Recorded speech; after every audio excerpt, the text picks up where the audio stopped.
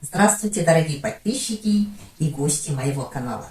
Продолжаем тему послелогий дательно-направительного падежа. Сегодня у нас очередной послелог «салом», который употребляется с временами года и переводится «к». Но слово «салом» употребляется не только как послелог, но и иногда как существительное.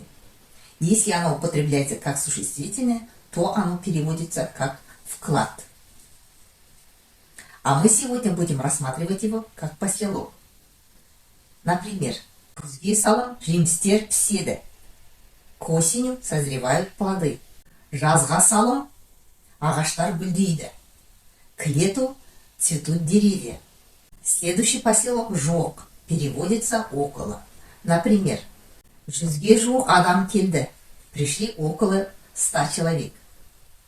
Менде мыңға жуық оқырман бар. У меня около 1000 подписчиков. На этом мы сегодняшний урок завершаем. А в следующий раз у нас будут другие послелоги дательно-направительного падежа. Поэтому не пропускайте уроки, подписывайтесь на канал и до следующей встречи.